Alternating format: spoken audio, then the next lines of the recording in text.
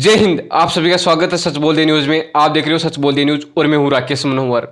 दोस्तों, अभी की बड़ी ब्रेकिंग न्यूज ये है कि राजस्थान विश्वविद्यालय का पेपर आउट हो गया है। बताया जा रहा है कि भूगोल का पेपर आउट हो गए हैं। दोस्तों, मैं आज इसी प्रथा पर बात करने जा रहा हूं जो कि राजस्थान में ट्रेंडिंग में चलती है। वो कहीं ना कहीं कुछ दिन बाद में चली जाती है। दोस्तों मैं आपको बता देता हूं कि राजस्थान में एक प्रथा नई स्टार्ट हुई है। वो प्रथा है पेपर आउट होना, यानी पेपर लीक होना। दोस्तों, बताया जा रहा है कि राजस्थान विश्वविद्यालय का आज भूगोल का पेपर आउट हो गया है। बच्चों का वो या स्टूडेंटों का कहना है कि पेपर नहीं लगा, उससे पहले ही पेपर आ गया था कई सारे लोगों के पास।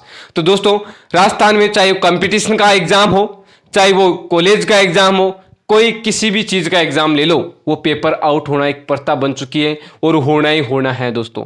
तो दोस्तों, अभी की ये ब्रेकिंग न्यूज है जो कि राजस्थान विश्वविद्यालय जो कि भूगोल का पेपर आउट हो गया है, पेपर लीक हो गए हैं।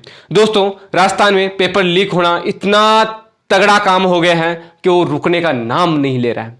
आखिरकार राजस्थान में हो क्या रहा है?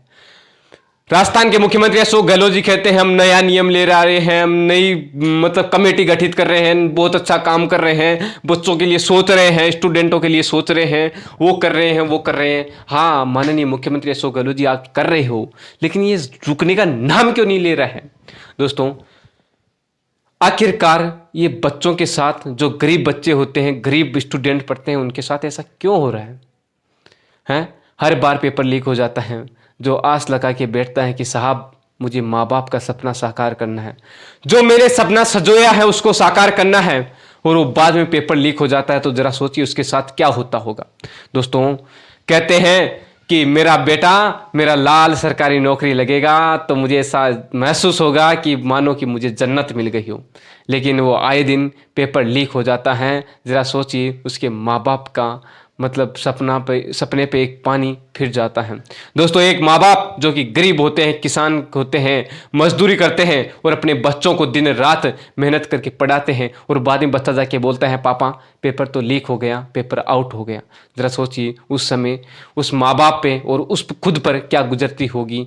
जरा सोचिए उस पल को, आप थोड़ा बहुत सोच के देखिए। माननीय मुख्यमंत्री अशोक गहलोत जी, ये आखिरकार सिस्टमिक करप्ट है या इसमें राजस्थान में बैठे लोग करप्ट है? मुझे ऐसा लगता है कि सिस्टम करप्ट है, तभी पेपर लीक होता है। क्योंकि जिस तिजोरी में पेपर पड़ा है वहां जाकर मैं नहीं ला सकता, मेरी औकात नहीं है, मेरी टाप नहीं है कि मैं उस तिजोरी को खोल के मैं पेपर बाहर ला सकता हूं। पेपर जो सिस्टम में बैठा है वो करप्ट है, वहीं से पेपर लीक होता है, तभी तो पेपर लीक होता होगा। तो दोस्तों, इसके बारे में, पेपर लीक के बारे में आप क्या सोचते हो, क्या समझते हो, कमेंट बॉक्स में कमेंट करके जरूर बताइए। अभी की ब्रेकिंग न्यूज़ थी कि राजस्थान विश्वविद्यालय का भूगोल का पेपर आउट हो गया, लीक हो गया, तो मैं सोचा कि कुछ बोलता हूं, क्योंकि जो लोग आरोप लगा रहे हैं तो वो सच्चाई के तहत ही लगा रहे होंगे, इसकी जांच की जाए। मैं ये साबित नहीं करता हूँ, ये नहीं कहता हूँ कि पेपर लीक हुआ या नहीं हुआ, लेकिन जो लोग कह रहे हैं उनसे पूछा जाए और इस पर जांच की जाए, कमेटी बैठाई जाए, और जो नियमावली है उसके अनुसार इस पर काम किया जाए, ताकि बच्चों का भविष्य बच सके। जरा सोचिए, जो बच्चा रात दिन मेहनत करता है, एक दिन पेपर लीक हो जाता है, उसके बारे में थोड़ा सोचने का प्रयास कीजिए यार। सोचो यार, सोचते क्यों नहीं हो? राजस्थान में 7 करोड़ जनसंख्या निवास करती है और एक सिंहासन पर बैठा व्यक्ति उनके लिए भारी हो रहा है। हाँ, मुझे पता है भारी भी होना चाहिए, क्योंकि वो एक पद को संभालते हैं, पद को चलाते भी हैं, पद के अनुसार काम भी करना होता है, लेकिन वो पद ही किस काम का जो जनता के लिए अच्छा ना करता हो? अरे, जो जनता आपको सिंहासन पर बैठा सकती है वो उखाड़ के भी फेंक सकती है। आने वाला है समय, ध्यान रखिएगा, चुनाव दूर नहीं है। इसके पहले अगर आपने अच्छा कदम नहीं उठाया तो जरा सोचिए, फिर आप ऐसा मत सोचिए कि उस सीट पर मैं जाके बैठ जाऊंगा। वो सीट निहारती रहेगी कि वो लल्ला आएगा और मेरी सीट पर बैठेगा। हालांकि मैं इज्जत करता हूं सभी की, माननीय मुख्यमंत्री अशोक गहलोत जी करता हूं, शिक्षा मंत्री बी.डी. कल्ला जी की भी करता हूं।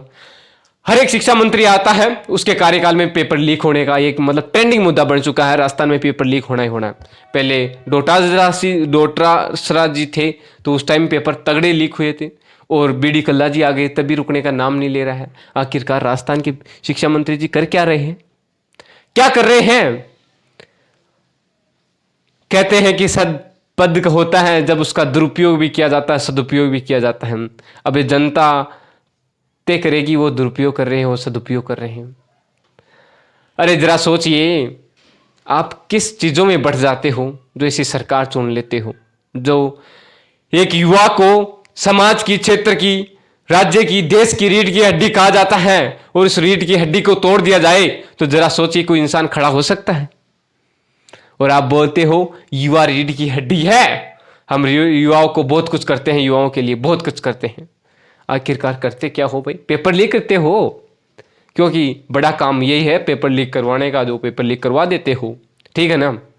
फिलहाल वीडियो बड़ा हो रहा है, जितना बोलूं उतना ही कम है। हालांकि मैं तो ये कहता हूं कि ये पेपर लीक हुआ उसकी जांच की जाए, और ये पेपर एक प्रथा बन चुकी है लीक होना राजस्थान में। अगर आप गूगल पर इस पर सर्च मारोगे तो मुझे लगता है कि राजस्थानी ट्रेंडिंग मोड पे आएगा कि पेपर लीक किसके कार्यकाल में और किस राज्य में ज़्यादा पेपर लीक हो रहे हैं।